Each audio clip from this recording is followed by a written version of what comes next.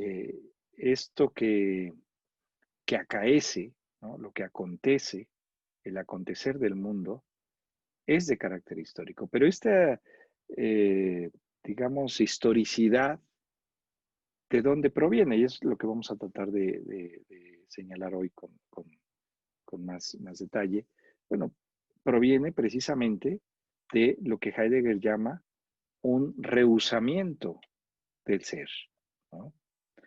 Eh, es curioso que, ya bueno, ya lo habíamos anticipado también, es curioso que, claro, lo que buscamos es la positividad de las cosas, ¿no? El positum, el ámbito de lo puesto, el algo o los algos, ¿no? Eso es lo que buscamos de alguna manera ahí.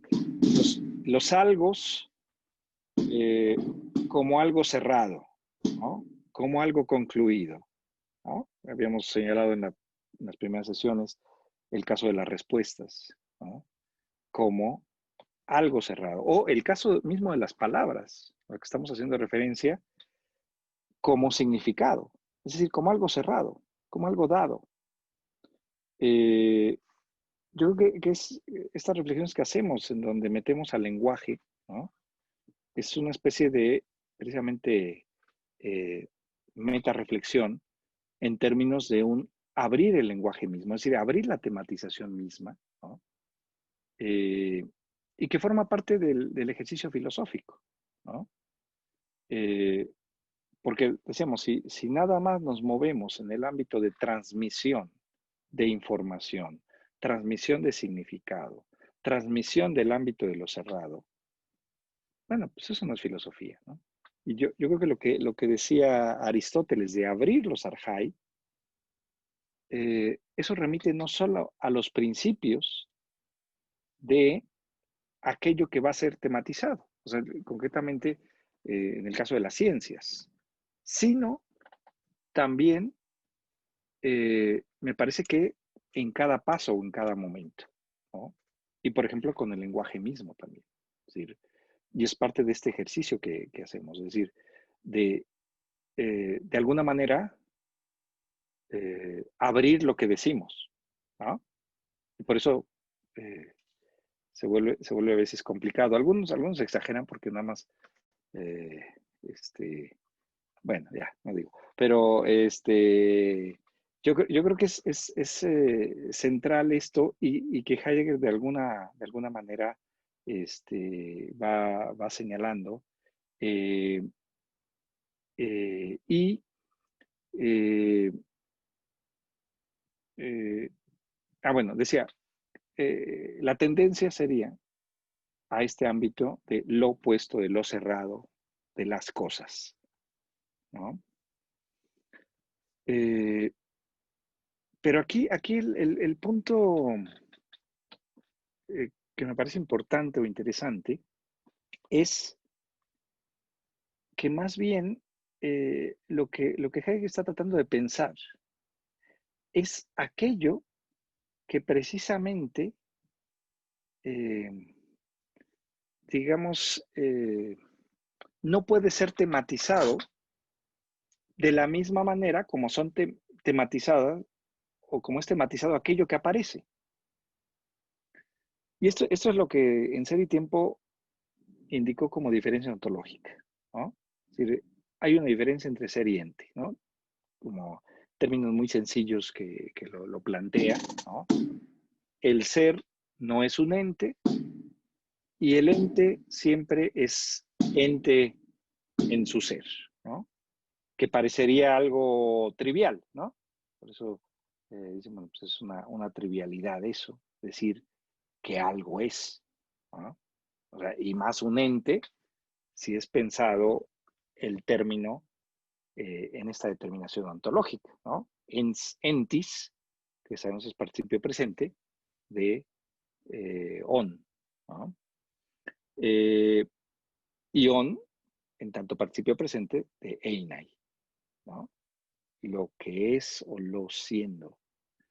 Eh, entonces, decíamos, ahí tenemos ente, que en el término ente ya está la determinación de ser. Entonces, si yo digo que un ente no es, sería problemático, ¿no? Porque precisamente el ente está determinado por su estar siendo, ¿no? Pero precisamente a eso va Heidegger, a esta diferencia entre lo que posibilita que algo aparezca, ¿no? Y en ese sentido se mantiene este ámbito que hemos dicho de la fenomenología, posibilita que algo aparezca, pero sin ahora, como ya lo vimos en las primeras sesiones, sin remitirse al ámbito de trascendencia y horizonte. Es decir, sin remitirse a estas condiciones de posibilidad, en donde entonces el ser sería aquello que condiciona lo que aparece, ¿no? Y que pudiese ser asociado, los riesgos que estarían ahí, con una idea de fundamento, ¿no? Entonces, la idea de fundamento estaría cuestionada como parte de una interpretación metafísica, la idea de fundamento y fundamentado. Pero la idea de trascendencia y horizonte, para Heidegger, tendría, digamos, todavía esa herencia de la metafísica, todavía en términos entonces de una cierta fundamentación y una cierta tendencia metafísica, ¿no? Entonces, ¿qué es lo que intenta hacer aquí? Es cuestionar tanto la propuesta metafísica de fundamento y también la interpretación en términos de trascendencia y horizonte, que vimos que era importante cuestionar precisamente porque formaría parte todavía o tendría esta herencia del modo de proceder metafísico, ¿no? Y para eso entonces intenta hacer Heidegger todo esto. Entonces, la cuestión es cómo se puede pensar esta diferencia entre ser y ente sin esas determinaciones, ¿no? Eso forma parte de este problema. Y decíamos, si la tendencia es a esto que aparece, ¿en qué medida el ser o lo que puede ser pensado como ser es precisamente lo que no aparece, ¿no? Y eso entonces ya marcaría una dirección a lo no puesto, al no positum, a lo no positivo, sino más bien aquello que se rehúsa, ¿no?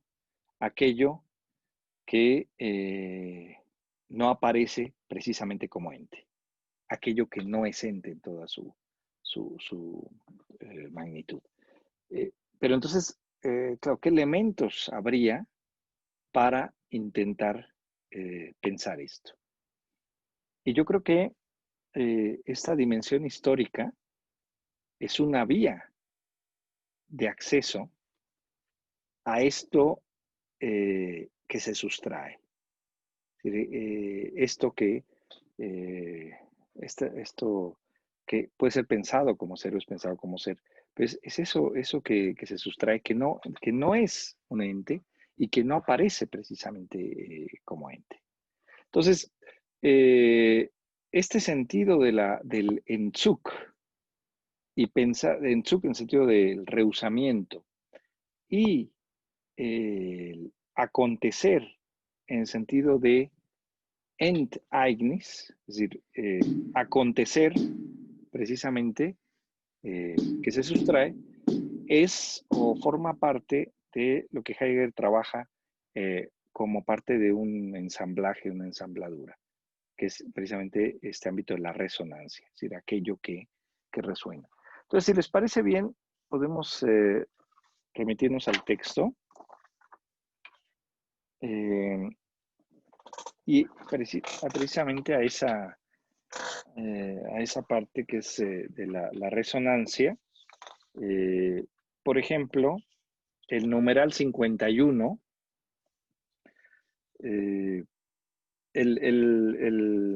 este despliegue comienza en el 50, que se llama resonancia, y el 51 se llama la resonancia. 52, abandono de ser. Yo creo que desde el 51 podríamos abordar esta cuestión, ¿no? Por partes. A ver, regresamos al inicio de este numeral. La resonancia del ser mismo en cuanto rehusamiento en el abandono de los entes por el ser. Esto dice ya que aquí no se va a describir o explicar o poner en orden algo que estuviera ahí presente.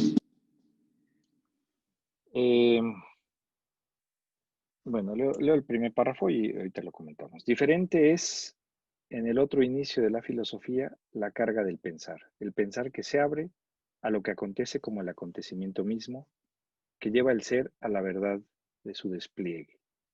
Pero como sea que en el otro inicio el ser se vuelva acontecimiento, la resonancia del ser tendrá que hacerse también historia acontecida y tendrá que atravesar la historia en una esencial conmoción y poder saber y decir a la vez el instante de esta historia.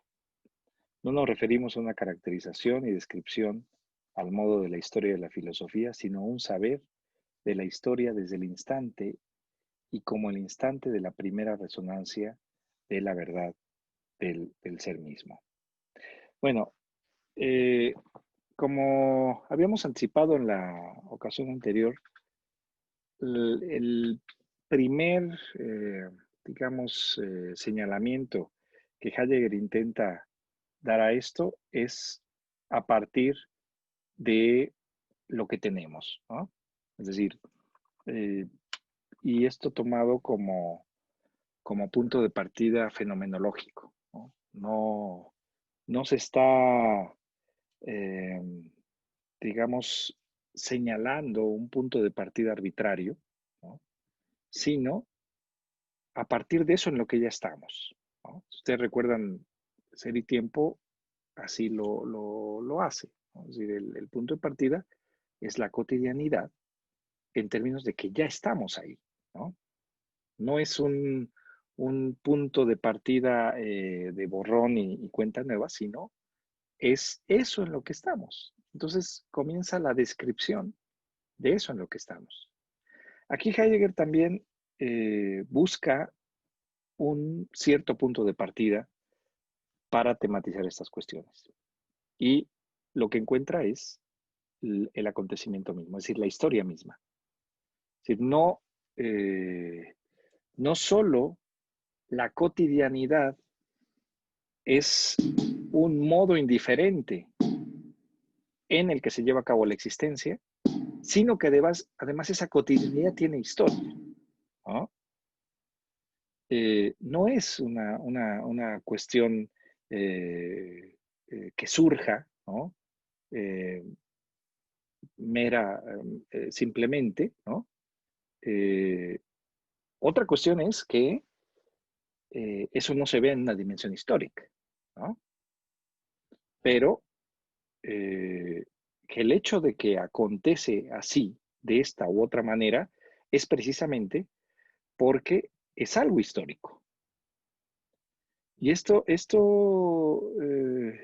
va a ser central, como decíamos, para la meta reflexión que estamos haciendo. Es decir, para el propio lenguaje, como ya lo hemos estado señalando, pero también para la historia misma de la filosofía, o para la filosofía, que en el fondo va a decir Heidegger es historia, ¿no? O sea, o es histórica, para la filosofía en su dimensión histórica. Y esto entonces abre la perspectiva de pensar eso que puede ser pensado de una u otra manera, así como la determinación de las cosas que aparecen de una u otra manera, ¿no?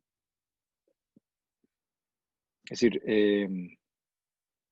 hoy en la mañana, cuando, en la ponencia que tuve, yo hacía referencia a algo que Heidegger señala en el párrafo 23 de Ser y Tiempo, respecto a la espacialidad, y, y que parecería una cuestión insignificante, ¿no? Pero si uno lee con cuidado,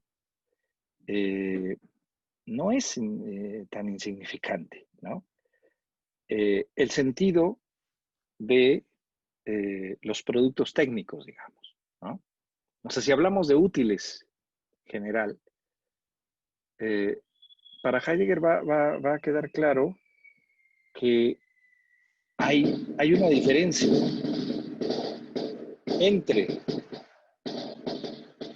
los útiles que acercan, ¿no? Es decir, que buscan la cercanía. Si ustedes recuerdan en los camellos Ser y Tiempo, y esos parágrafos en torno al espacio, bueno, esto forma parte de la historicidad, ¿no? Aquí de los colegas, ¿no? Vecinos. O sea, útiles que buscan la cercanía, ¿no? Pero hay útiles o productos técnicos que no buscan la cercanía, sino que buscan eliminar, digamos, la lejanía, desalejar. Entonces, claro, en una eh, cuestión general pudiese parecer lo mismo, ¿no? Simplemente son útiles. Y ahí el ejemplo que pone Heidegger es de la radio, ¿no? O sea, no había más cosas, pero lo interesante es que la radio es pensada no como un útil que busque la cercanía, sino que más bien desaleja.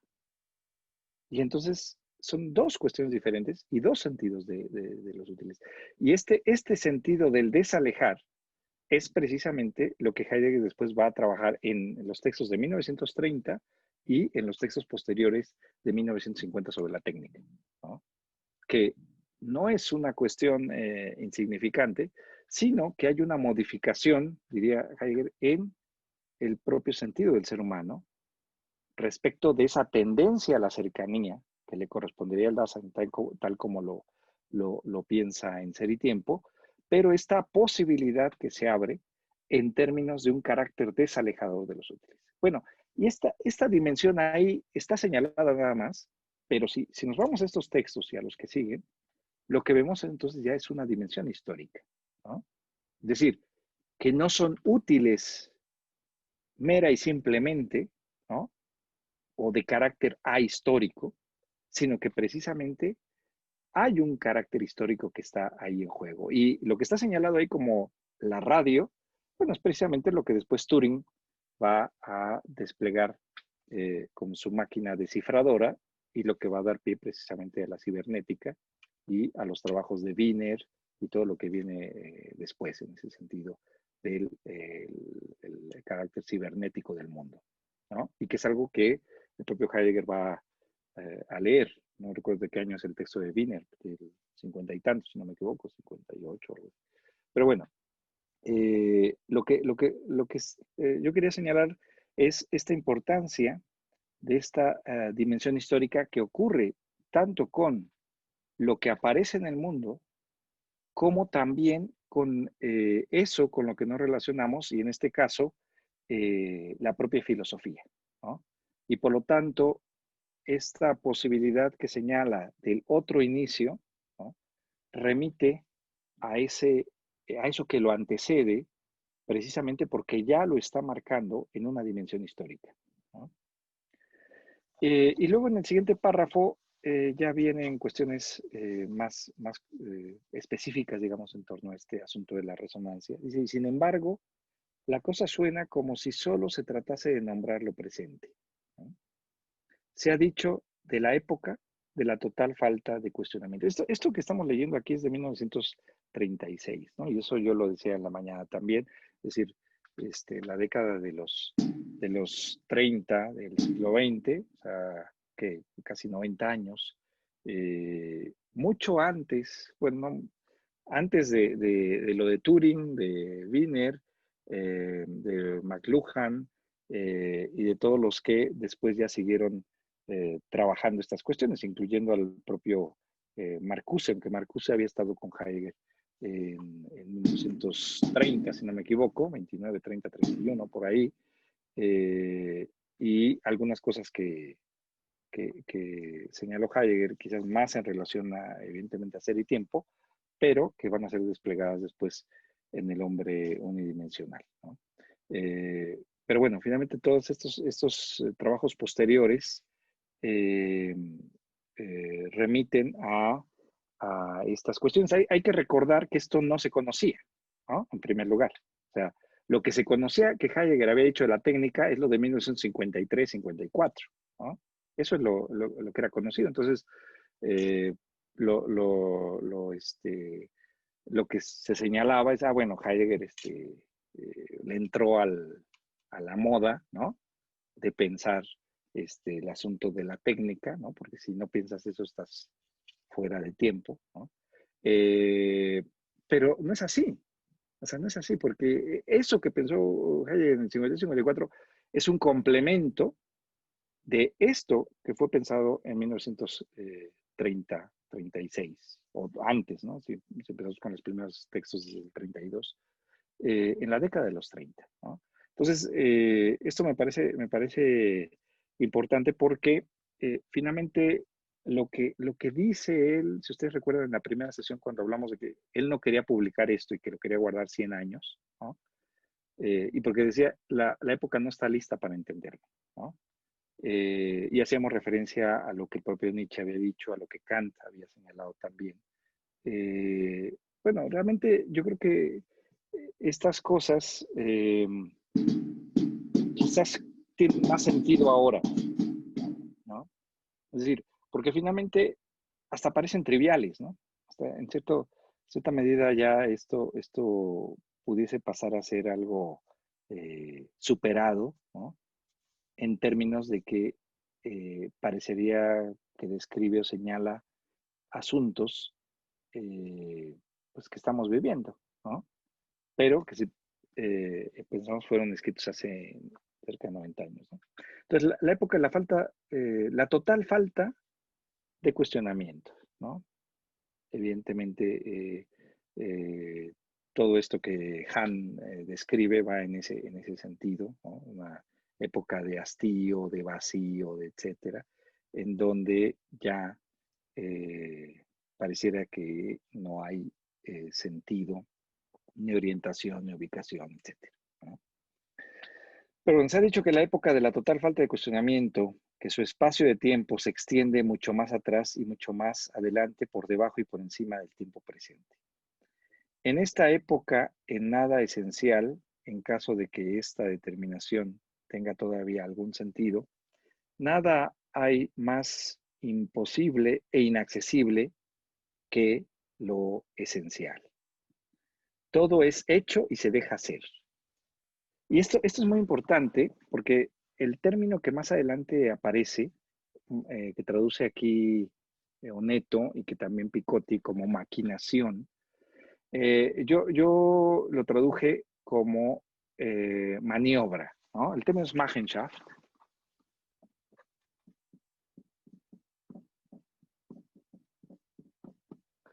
Y tiene que ver con Machen, que es hacer, ¿no?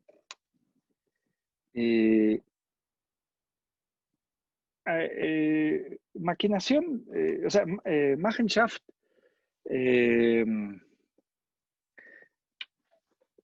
así como en español, puede tener ese sentido también de algo perverso, de algo malo, ¿no?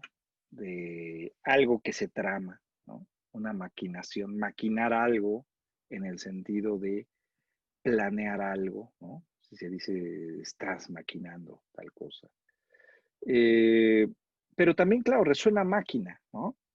Resuena máquina en términos de una cierta organización técnica, ¿no? Y lo que a mí me parece peligroso es que Machenschaft se asocie con máquina y no se asocie con hacer, ¿no? Eso es lo que me parece peligroso de la traducción maquinación, ¿no? Que de inmediato se asocie con máquina y no tanto en el sentido de tramar en tanto hacer, ¿no? Eh, pero yo creo que lo que Heidegger quiere enfatizar aquí en Machenschaft es el carácter sustantivo del hacer, o sea, la terminación Schaft, así como Heit, etcétera, muchas terminaciones en alemán, lo que hacen es sustantivar al verbo, ¿no? Y yo creo que ese es el énfasis que quiere indicar aquí con la selección de este término, ¿no? Machenschaft, en el sentido del Machen, el hacer. Y por eso me parece viable traducirlo como maniobra, en el sentido de maniobrar en tanto hacer. Eh, y claro, lo que está eh, en juego es el, eh, eh, el hacer. Yo lo señalaba en la ponencia de la mañana, eh, lo que Heidegger, si pudiese plantear esto, eh, digamos, en su propia terminología, ya no hablaríamos de un ser en el mundo, sino de un hacer en el mundo, ¿no? Yo creo que el paso que pudiese plantearse de ser y tiempo a estas contribuciones es que ahora lo que queda es el ámbito del hacer, ¿no? Y lo que indica aquí más abajo, en términos de maniobra, de Machenschaft, pero también de vivencia, ¿no? Erlebnis, indica precisamente eso, es decir, que todo se vuelve eh, o se convierte en haceduría, digamos. Todo se reduce al ámbito del hacer y de la vivencia, ¿no? Y eso es algo que destacamos ahora en todo sentido, ¿no? O sea, incluyendo eh, el propio pasado. Es decir, el pasado ahora es retomado como vivencia, ¿no? Es decir, cualquier asunto del pasado ahora es expresado como algo diferente o ofrecido como algo diferente en una situación presente, ¿no? Pero que finalmente es apropiado. Es una de las características de la globalización o de la hipercultura, como lo enfatiza Han, es precisamente eso, el apropiarse de todo y volverlo, en el fondo, vivencia. Eso es lo que Heidegger está anticipando hace 90 años, ¿no? Es decir, en qué medida todo puede ser planteado como vivencia desde el ámbito del hacer, ¿no? Entonces dice, todo es hecho y se deja hacer si se tiene para ello la voluntad. Pero que esta voluntad sea precisamente la que de antemano ha dispuesto y reducido ya qué es lo que puede ser posible y ante todo necesario, tal cosa se desconoce desde la partida y queda fuera toda cuestión. Sucede así porque esta voluntad que todo lo hace se ha entregado de antemano a la maniobra o maquinación, a esa interpretación del ente como lo representable y representado, ¿no? Eh, eh, representable significa, por un lado, accesible a la opinión y al cálculo, y por el otro, que es propuesto en la producción y la ejecución. Y esto es fundamental para entender lo que Hayek quiere indicar. ¿Cuál es la modificación que se da de la modernidad? ¿Qué ocurre en la modernidad? Si, por ejemplo, es esto que acabo de leer me parece central. Ahorita vamos a despertar a los que estén dormidos, que están así, que no aparecen. Ahorita les preguntamos. Eh, Sucede así porque esa voluntad que todo lo hace se ha entregado en toda la maquinación a esa interpretación del ente como lo representable y representado. A ver, ¿qué le preguntamos? Rodrigo, aparece por ahí. Vamos a ver. Doctor, sí, aquí estamos. ¿Qué sería esto de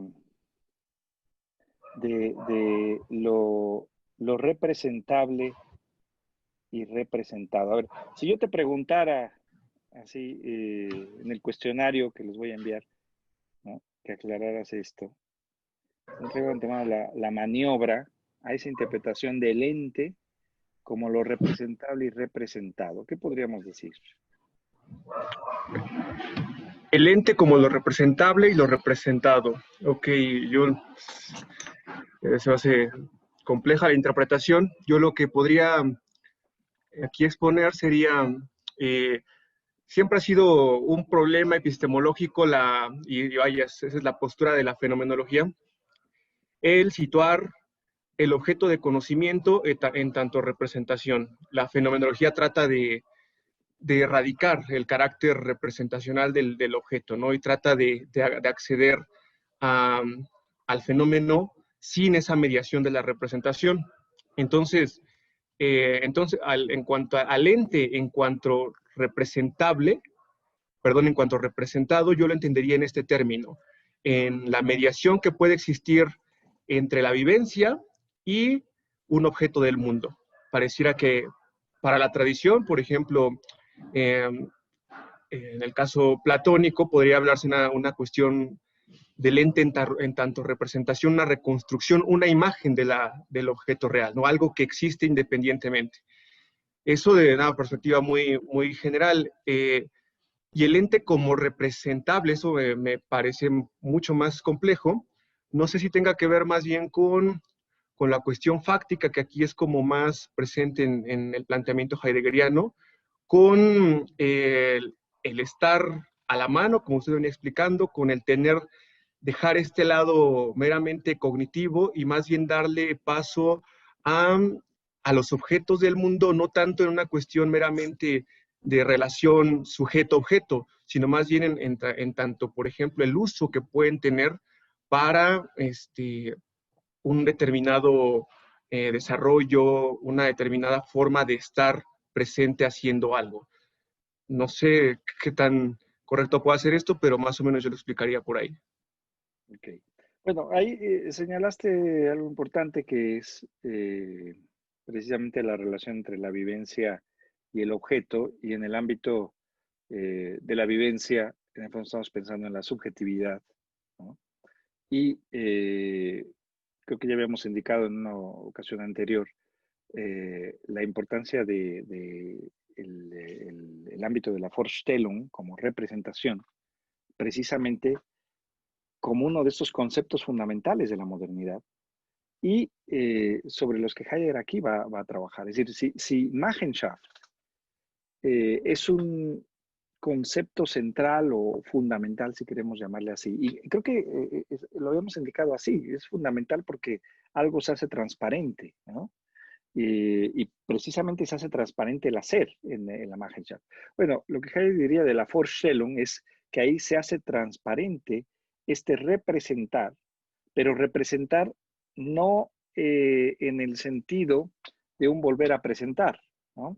Esto lo habíamos indicado precisamente por la importancia que tiene esto en la modernidad y aquello que se determina en la modernidad, ¿no? O sea, eh, aquello que sienta las bases precisamente para el despliegue moderno, me parece que en todas sus posibilidades, o por lo menos en la que va a guiar al pensar occidental, ¿no? Entonces, decíamos, si ustedes recuerdan, que la determinación de sujeto-objeto no va a ser pareja, ¿no? Sino que se trata de un carácter reflexivo, ¿no? Realmente lo que está planteando Descartes es el sujeto como fundamentum inconcusum, ¿no? Precisamente lo que va a ser el núcleo de las vivencias, y cómo a partir de ahí se sale de sí para enfrentarse a esto otro, y esto otro, esta, digamos, alteridad, lo que hace es confirmar aquello que ya está en la base, el fundamento, es decir, el ego cogito. Entonces, lo que tiene de alguna manera la función de eso que se opone o se contrapone es precisamente confirmar al ego cogito, es decir, la subjetividad, ¿no? Y por eso es determinante lo que dice Descartes, en tanto fundamento mi concusum, no es una cuestión nada más que use algunas palabras, sino es precisamente el fundamento detrás del cual no se puede ir, ¿no? Y esto, por eso va a ser determinante para el idealismo alemán y como lo sabemos, para el despliegue kantiano, ¿no? En términos de lo que desarrolla Kant, frente la crítica de la razón pura, en términos de que la razón pone aquello que ella misma reconoce, ¿no? Y el trabajo de Hegel y del idealismo alemán va a ir más en términos de un reconocimiento de la propia subjetividad, ¿no? Es decir, es un despliegue de la propia subjetividad, en el fondo, gran parte del trabajo del idealismo alemán en ese sentido, ¿no? Porque lo nuclear y lo determinante es precisamente la subjetividad. Eso es lo que Heidegger piensa aquí en términos de vivencia y del hacer. Por lo tanto, el ente pasa a ser la, lo, el ámbito de la Vorstellung, el ámbito de la representación, ¿no? Es decir, lo que aparece es aquello que puede ser aprendido por la subjetividad misma como reflejo. Ese es el for o el re en representativo, ¿no? En el sentido de una reflexión. Se da una reflexión en la relación sujeto-objeto, ¿no? Y por eso entonces indica, vuelvo a leer esto sucede así porque esta voluntad que todo lo hace se ha entregado de antemano a la maquinación, a esa interpretación del ente como lo representable y representado. O sea, el cogito sería también un hacer en todas sus posibilidades, ¿no? Representable significa, por un lado, accesible a la opinión y al cálculo, y por el otro, que es propuesto en la producción y la ejecución. Y esto Herschelen va a remitir la producción como la base de toda la determinación occidental, incluyendo las ideas mismas, ¿no? Lo que señala Hahn en todos sus textos de el carácter de productividad del mundo contemporáneo, etcétera, es precisamente lo que Heidegger señala de la metafísica misma en términos de producción, incluyendo las ideas. Es el papel de la techne como el ámbito de la producción. Es decir, eso sería lo que determina de una u otra manera Occidente. El asunto de la técnica no es la técnica misma, sino lo que acabamos de señalar o señalé hace un momento, en términos de los despliegues de la técnica y las posibilidades que están ahí en juego, ¿no? Y eso es, digamos, donde se separa el asunto respecto del ser humano. Es decir, la relación con la técnica, con los productos técnicos, en el sentido de mantener la cercanía o una tendencia a la cercanía, o esta relación de lo técnico con el ser humano en términos de un desalejamiento, ¿no? Eso es lo que Heidegger va a ir desplegando, pero no, quizás esto es más cuestionable, este otro sentido, ¿no? De desalejar, que pudiese ser pensado como algo satánico, etcétera. Por ahí señala algo de lo diabólico, ¿no? Pero no es que Heidegger esté anulando la cuestión de la técnica en sus escritos y señalando que hay que volver a lo rural o hay que volver a lo, bueno, a lo, es imposible, ¿no? El asunto no va por ahí, sino más bien en ese sentido de pensar el carácter histórico de la técnica misma y que lo va a desplegar como un o como modos de este rehusamiento de ser, ¿no? O sea, una dimensión ontológica y sus posibilidades de aparición epocal, ¿no? Y el hecho en que aparezcan de esta u otra manera. Bueno, todo lo cual, pensado desde su fundamento, significa que el ente como tal es lo representado y únicamente lo representado es ente. De alguna manera lo que resume de, o saca más bien de conclusiones de la modernidad. Ahora, si llegamos a esto, entonces lo que queda es la mera vivencia.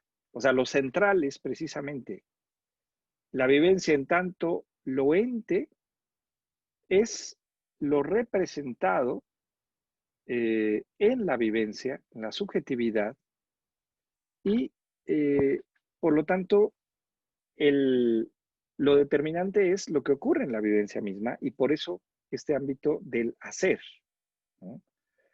Eh, a ver, bueno, leo lo siguiente y a ver si se aclara. Lo que aparentemente le opondría resistencia y un límite de la maquinación es para ella solo materia, para una elaboración posterior, el impulso para el progreso y la oportunidad para expandirse y agrandarse. Esto es lo que Hahn despliega. Yo creo que Hahn leyó estos parrafitos y se puso a escribir sus textos de la productividad. Pero lo que está diciendo Heidegger aquí es lo que Hahn desarrolla, como decíamos, Heidegger para el vulgo. O sea, en el fondo, lo que dice aquí es lo que después Han va a señalar en términos de el flujo de la productividad, ¿no? En donde las determinaciones de la modernidad serían un impedimento. Es decir, el ámbito, digamos, de los contenidos externos que estorban, digamos, a la productividad, ¿no? O sea, eh, eh, si la productividad eh, o sea, esta idea de la producción lo está pensando Heidegger, repito, como tecne desde los griegos, ¿no? El asunto es que en esta dimensión epocal y todo lo que ahí interviene, ¿no? Sean la situación económica, política, social, etcétera, ¿no? Que estaría en juego, pero bueno, con lo que Heidegger aquí no se mete, sino más bien está tratando de pensar en esta dimensión ontológica, eh, cómo eh, la, el producir acaece epocalmente y cómo las concreciones de la modernidad pudiesen tener un límite, ¿no? Y ese límite sería la oposición entre sujeto y objeto. ¿Qué es lo que superaría ese límite y daría precisamente potencia eh, absoluta, digamos, a la productividad? Precisamente la anulación de esos límites que presentaba la propia objetualidad, ¿no? Y eso es en el fondo lo que ocurre en la época técnica contemporánea, ¿no? O sea, la anulación de eso que obstaculiza o que limita la productividad, ¿no? Y eso, yo creo que el mejor ejemplo que tenemos es este, ¿no? O sea, el, el, el, el hecho ya muchísimos profesores se han quejado conmigo, que ahora trabajan más que antes, ¿no? O sea, que desde que están en su casa, que están frente a la pantalla, dando sus clases, haciendo todas sus funciones académicas, pero que ahora, por ejemplo, se ha roto la diferencia entre descanso y trabajo, ¿no? Antes, por ejemplo, y eso es cierto, no me llamaban a las 2:30 porque sabían que era la hora de la comida. Es decir, que yo iba a la dirección, que estaba a tal hora y que salía a comer. Y no me llamaban a esa hora. Ahora no importa, ¿no? Es una cosa como de corrido. Bueno, pues, es esta idea de que enseña aquí Heidegger y que trabaja Hahn en términos de se eliminan los obstáculos de la productividad, ¿no? Entonces, o lo mismo que despliega en términos de eso externo, ¿no? Un poco en la crítica que le hace a Foucault y en términos de una sociedad disciplinar, ¿no? Como algo pensado todavía en términos de una exterioridad. O sea, para Hahn esa interpretación o esa visión sería de carácter moderno, ¿no? Precisamente porque mantiene la exterioridad, porque mantiene la prohibición, porque mantiene las indicaciones externas, ¿no? Lo que debes hacer. Y precisamente el carácter de mera vivencia y de interiorización del deber hace que uno mismo se exija, ¿no? Y precisamente lo que señala en varios textos en el sentido de la explotación es el despliegue completo de esto, del hacer y de la vivencia, ¿no? En donde yo mismo me exploto. Ya no hace falta que me digan, ¿no? Ya no hace falta que el jefe o alguien me diga lo que debo hacer. Finalmente, con todo lo que se pueda señalar digamos, sí, hacer, bueno, lo que decía hace un momento, esto de apropiarse, ¿no? Lo que ocurre en la globalización y lo que ocurre en la vida contemporánea es mera apropiación de todo. Entonces, si se da esta apropiación de objetivos, de metas, de etcétera, ¿no? Ya no hace falta que estén afuera, ¿no? Ya, bajo cualquier idea, ¿no? De superación, de realización, de estímulo, de lo que sea, pero ya es una cuestión apropiada. Y por eso lo que dice Han, la diferencia con las consecuencias, digamos, respecto de una sociedad disciplinar son diferentes, ¿no? Y un poco cuestionando, o no cuestionando, sino diferenciando de los despliegues de Foucault en términos de que antes había locos, ¿no? Y ahora hay depresivos, ¿no? Ahora es depresión lo que reina precisamente porque es un trabajo de interiorización, en ese sentido, de mera vivencia, es decir, llevar al extremo estas cuestiones o estas posibilidades de la maniobra, ¿no? De la vivencia como tal, ¿no? Entonces, repito eso que me parece que es importante, lo que aparentemente le opondría resistencia y un límite a la maniobra o a la maquinación, es para ella solo materia para una elaboración posterior y el impulso para el progreso y la oportunidad para expandirse y agrandarse. Es lo que después, en otros momentos, Heidegger va a llamar lo gigantesco, ¿no? En el sentido de Darry sigue lo gigantesco como aquello que precisamente se expande y busca tragar todo, o sea, busca absorber todas las posibilidades, ¿no? Y ahora lo que decíamos hace un momento, o sea, tenemos todas las posibilidades, ¿no? Desde discos de acetato hasta cualquier religión que quieras escoger precisamente en una versión adornada y posmoderna, ¿no? Pero que finalmente forma parte de de la vivencia misma, ¿no? Dentro de la maquinación no hay nada que sea digno de llegar a ser cuestionado. Algo que a través del preguntar como tal pudiera ser lo único dignificado y con ello despejado y elevado a una verdad. Frente a esto, en la maquinación se dan, de hecho, y a lo más, problemas, las consabidas dificultades, las cuales solo están allí para ser superadas. Hay cosas que son poco claras y que no son esclarecidas al interior de la explicación representadora y productora, tareas que aún no han sido resueltas. Pero esto es así solo porque la maquinación o la maniobra determina la entidad del ente y no porque ella misma pueda admitir un límite, ¿no? Y eso yo creo que indica esto que va a estar señalado en términos del papel central de, del propio hacer. Bueno, leo el siguiente párrafo, creo que es el otro importante y luego ya el resto ya no.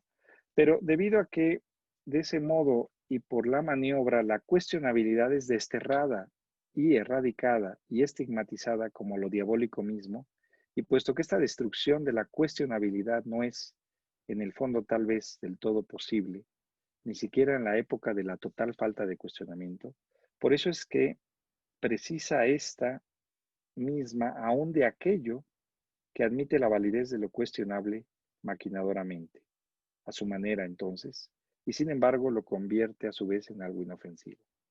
Y esto es lo que significa el vivenciar, el que de todo se haga una vivencia y una vivencia cada vez más grande y cada vez más inaudita, que se exagera cada vez más. La vivencia pensada aquí como el modo radical de representación de lo maquinador o de lo maniobrable. Y del atenerse a esto consiste en hacer público y accesible para cualquiera lo misterioso. Esto es lo estimulante, atractivo, aturdidor y encantador, lo que lo maquinador vuelve necesario, ¿no? Y yo creo que esto que está planteado en términos más o menos eh, difíciles, repito, es accesible simplemente a partir de ver cómo vivimos y si todavía eso no se descubre, bueno, están los textos de Han que de alguna manera hacen accesible esto en términos de este incremento de la vivencia o del vivenciar mismo eh, y de las posibilidades. Yo creo que el asunto de los récords y de lo que se quiere hacer va en ese sentido de siempre estar rompiendo récord en términos de vivencia, como dice aquí, cada vez más grande y cada vez más inaudita, ¿no? Y eso, bueno, pues forma parte del proceso de la técnica contemporánea, ¿no? Entonces, realmente, esto que indica Heidegger aquí de una forma, repito, quizás un poquito compleja, eh, es una descripción de lo que estamos viviendo y en qué medida eso puede ser pensado ontológicamente. Es decir, eso me parece que es lo que está aquí en juego. Es decir, cómo esto no se queda nada más en términos de una cuestión trivial en describir lo que aparece o lo que es, sino en qué medida esto remite un carácter epocal y a esto que va a ser pensado entonces como modos de eh, rehusamiento de ser y que a la vez entonces también eh, no son asuntos secundarios o que tengan que ser dejados de lado o maldecidos o considerados como el ámbito de lo diabólico, sino precisamente también como modos de acceso, ¿no? Yo creo que eso al final de este párrafo lo permite, dice, pues lo que importa saber aquí es que en medio de todo lo desolador y terrible, resuena algo del despliegue esencial del ser y alborea el abandono del ente como maquinación y vivencia desde el ser. Es decir, el abandono del ente por parte del ser.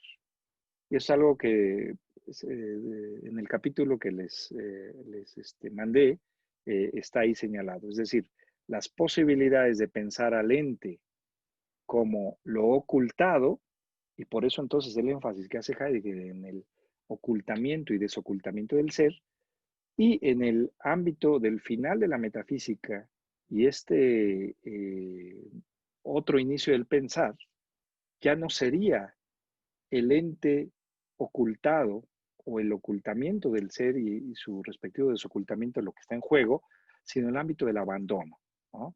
Es decir, el ente abandonado por el ser. Y en este sentido, hablar del no ente, ¿no? Es decir, de aquello que en textos posteriores va a hablar de consistencias, ¿no?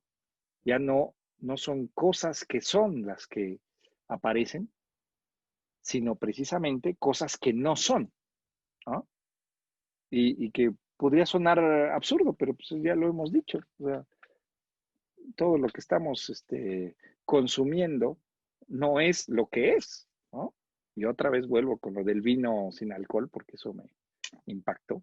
Pero bueno, cigarro sin tabaco, vino sin alcohol, dulce sin azúcar, carne sin animal, o sea, pues, ¿qué es? O sea, si volvemos a la pregunta esencial, ¿qué es eso?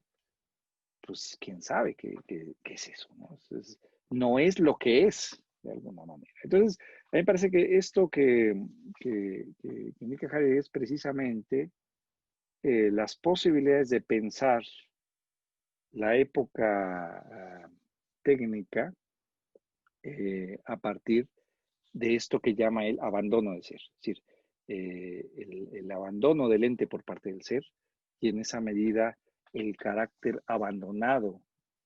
A ver, con esta cuestión de la maquinación, decíamos, se trata del hacer, ¿no? El ámbito de la maniobra, por eso prefiero hablar de maniobra, en términos del hacer, sería entonces el predominio del, del hacer, y por eso decía yo que esto es lo que va a desplazar lo que Heidegger había pensado en una dimensión ontológica, precisamente como ser, ¿no? O sea, si de alguna forma toda ontología estaba marcada por la idea de ser, ¿no? Bueno, precisamente lo que está indicando aquí Heidegger con esta historia de ser es que no se trata de una ontología, precisamente porque no hay ser, ¿no? O sea, y la forma en que está desplegando esto es en una dimensión histórica, ¿no? Eso es lo que a mí me parece importante señalar, porque, y creo yo que eso es lo que tiene sentido en filosofía, ¿no? Es decir, lo que hacemos el- la, la, la, la, la cita de, o la bibliografía de Han, ¿no? La otra vez. Bueno, ya estoy duro y dale con Han, pero bueno, es que uno se agarra, pues tiene que agarrarse a alguien ahí para, ¿no? O sea, finalmente pues siempre estás discutiendo con alguien, ¿no? O sea, no estás así en el aire, ¿no? Entonces el propio Heidegger en Ser y Tiempo está discutiendo siempre con alguien, nada más que los nombra y a veces no los nombra. Pero pues, siempre tienes a alguien ahí y Han es lo que hace en sus libros, ¿no? O sea, siempre está ahí, todos estuvieron equivocados. O sea, lo que hace Heidegger, pero bien, lo hace Han en una forma light, ¿no? Entonces, como que descarta a Foucault y Hannah Arendt y a todos tienen errores, a todos les faltó algo, ¿no? Pues lo que hace Heidegger con la tradición metafísica occidental, ¿no? Pero digamos en textos de más de 100 páginas, ¿no? El caso de Heidegger, ¿no? Y Hannah nada más en 90. Pero el asunto es, decía yo, esta cuestión de la literatura y la filosofía. Eh, finalmente, eh, aunque esto pareciera eh, un poco de necesitado de fantasía, ¿no? Eso decía Franco Volpi con la traducción. Él tradujo este texto al italiano y en alguna ocasión me decía que se necesitaba tener un poco de imaginación para traducir esto. Pues claro, o sea, esto de la Machenschaft, ¿no? Pues sí, ¿no? Ponerle maquinación o maniobra. O la Zerkluftung, que es otra palabrita por ahí complicada, ¿no? Hendidura, es complicado. Pero el asunto, más allá de estos recursos para la traducción, eh, creo yo que lo importante es que haya un hilo conductor, ¿no? Yo creo que eso es eh, central en aquello que podemos nombrar filosofía, ¿no? Si ustedes recuerdan eh, la primera sesión o las primeras sesiones o en cualquier sesión que tengan sobre filosofía, siempre sale este asunto, ¿no? ¿Hasta dónde llega la filosofía o qué es lo que hace que algo sea filosofía, ¿no? Y eso forma parte de una serie de problemas. Eh, y creo yo que una de las garantías que tenemos, por lo menos en un modo de hacer filosofía, es la propia tradición, la propia historia, ¿no? Como un hilo conductor del cual eh, se puede, se puede uno asir, ¿no? Y creo yo que eso fue lo que Heidegger hizo. Es decir, la manera de solucionar eso, cuando decíamos que en textos posteriores va a hablar del fin de la filosofía y la tarea del pensar, ¿en qué medida se puede decir que sigue siendo filosofía a pesar de lo que está cuestionando o identificando como metafísica, ¿no? Y creo yo que es la propia historia y la propia tradición, ¿no?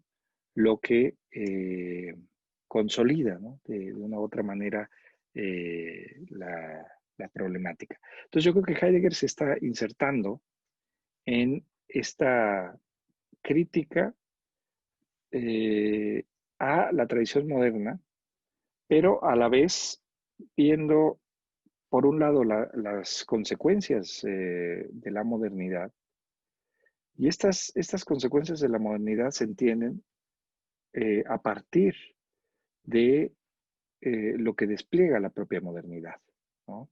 Y que en el fondo, creo yo, es lo que hace con toda la tradición filosófica. Por eso enfatiza esta cuestión del origen, ¿no? O esta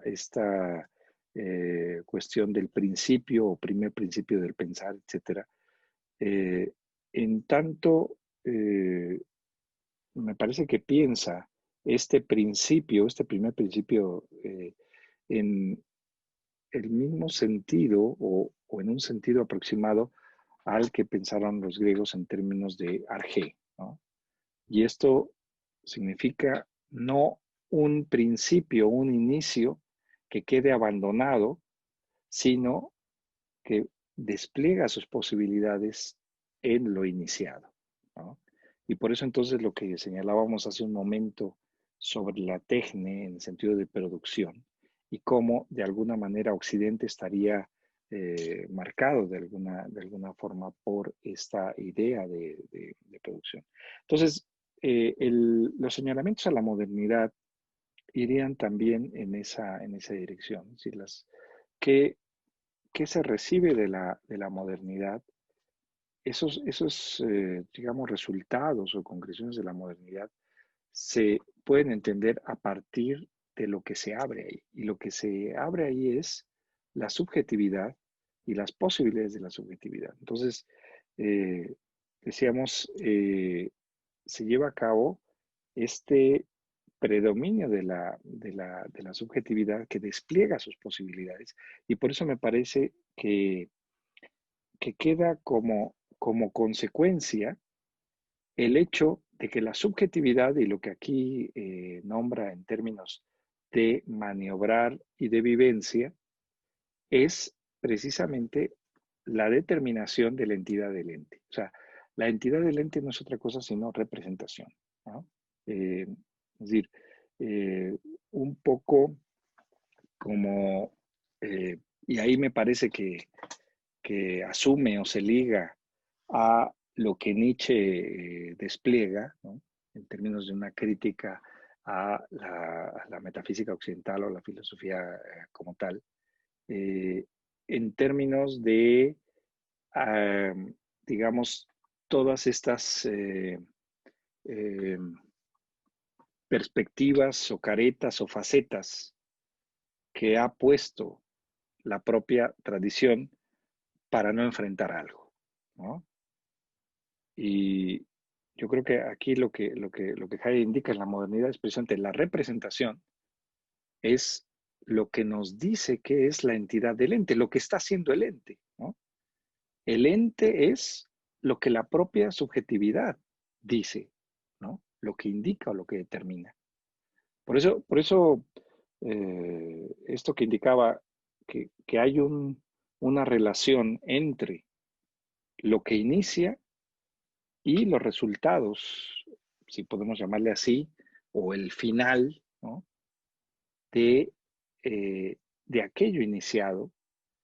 Heidegger verá un hilo conductor en el sentido de un despliegue, pero en donde lo determinante es precisamente estas posibilidades de la subjetividad, que determina a la entidad del ente, ¿no? Entonces, lo que algo sea está determinado precisamente por la propia subjetividad que aquí queda a un nivel de mera relación. O sea, la diferencia que vamos a encontrar entre el planteamiento de la modernidad y el planteamiento de la época técnica contemporánea es que de alguna manera se desaparece el contenido, ¿no? Hay una cita que por ahí menciona en la ponencia, que es un texto posterior, es un texto, es una ciencia de meditación, texto de Heidegger posterior, eh, pero ahí dice,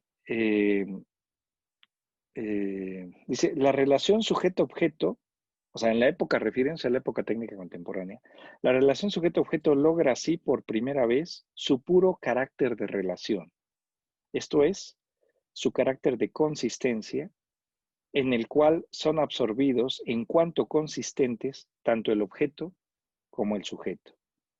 Esto no quiere decir que la relación sujeto-objeto desaparezca, sino que por el contrario, ella alcanza ahora su más extremo poderío, ¿no?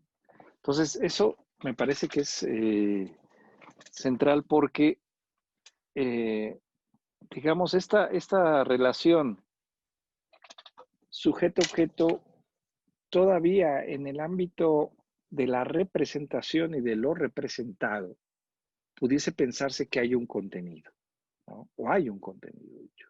Es decir, yo veo la hoja, ¿no? Y de alguna manera esa hoja es algo que es, pero cuya determinación proviene de las posibilidades de la propia subjetividad, ¿no? Es decir, en este caso de las posibilidades de ver, ¿no? O sea, esto eh, digamos, va a ser o sea, importante en el sentido de la determinación de la entidad del ente, ¿no?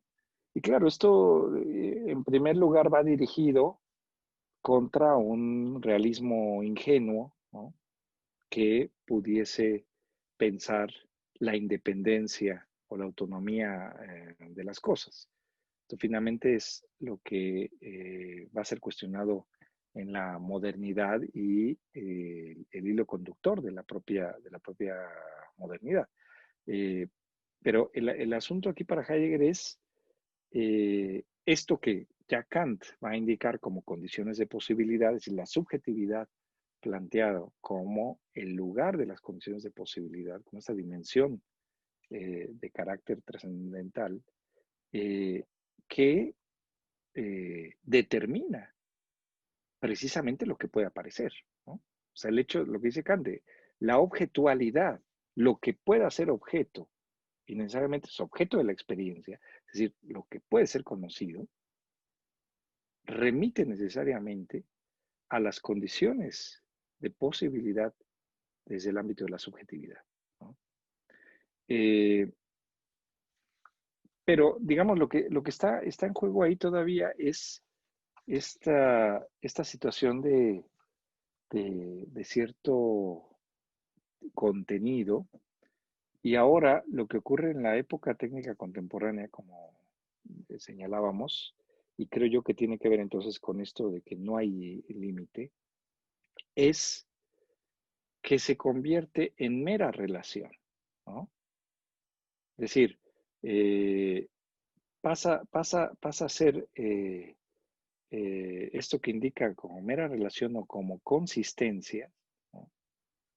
Y a partir de ahí entonces se despliegan las posibilidades de eso que aparece o que puede aparecer, ¿no? Pero digamos que ya no hay un condicionamiento en cierta medida externo. O sea, por ejemplo, en la percepción sensible, ¿no?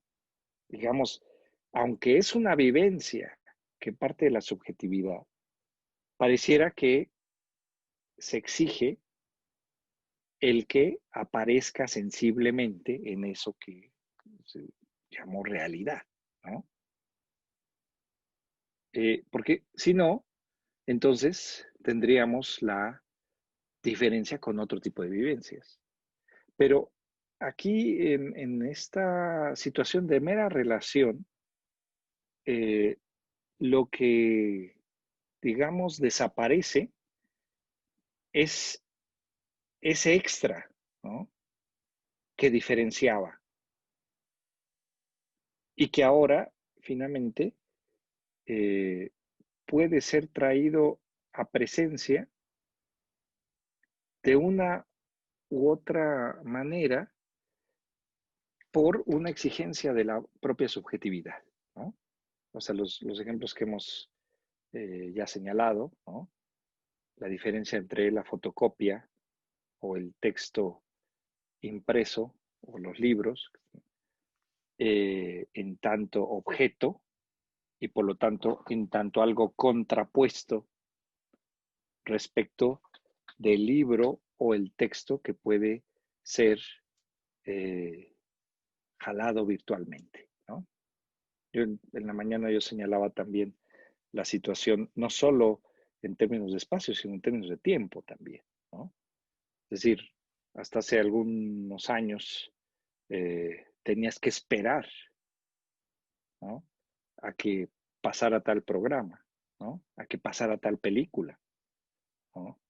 Ahora, finalmente puede ser traída la película en cualquier lugar, cualquier hora, etcétera, ¿no? Ya la cuestión de la espera y la vivencia del tiempo cambia también. Entonces, no es un asunto nada más del espacio en términos de la ubicación. Yo les decía, otra vez vuelo con Han, pero bueno, en esta cuestión del lugar, él habla de un aquí tachado, así como Heidegger habla del ser tachado o Lacan del sujeto tachado, él habla del aquí tachado, precisamente porque es un no lugar, es un no aquí, ¿no? No es un lugar, un aquí que ocupa las hojas o los libros en tanto objetos, ¿no? Sino es precisamente un aquí o un ahí virtual. Eh, y lo mismo entonces pasa con la experiencia del tiempo. Entonces, a eso me parece que remite esta cuestión de el carácter deslimitado de, del propio hacer, en términos de no hay un asunto de límite. Y es un poco lo que Han señala en términos de productividad, ¿no? O sea, la objetualidad, o sea, la relación sujeto-objeto, pensado en términos del contenido de la objetualidad, era algo que limitaba la productividad, ¿no? Era algo que estorbaba, ¿no? O sea, rinde hasta cierto punto, pero eh, después, en algún momento, si se quiere acelerar la productividad, la objetualidad estorba. Y entonces ¿Qué es lo que facilita eso? Pues precisamente el ámbito virtual, es decir, esta cuestión. Es decir, ahora para ir a trabajar, lo que decía hace un momento, ¿no? Este, hay que ir, hay que moverse, hay que desperdicias tiempo, ¿no? Que puede ser empleado en la productividad. Entonces, es el predominio del el carácter, digamos, de fluidez de eso iniciado en términos de técnica, en términos de producción, pero llevado a su máxima posibilidad, ¿no? Y eso es, me parece lo que señala Heidegger. Entonces, eh, es una crítica al planteamiento moderno, pero a la vez también una, una comprensión de carácter histórico, como decíamos, ¿no? Es decir, que la época técnica contemporánea se entiende respecto de lo que encontramos en la modernidad, ¿no? Que no es un asunto azaroso, que la técnica no comienza con el invento de la máquina de vapor, sino que es un asunto que para Heidegger tiene esta determinación ontológica, que puede ser pensado en términos ontológicos en ese sentido, ¿no?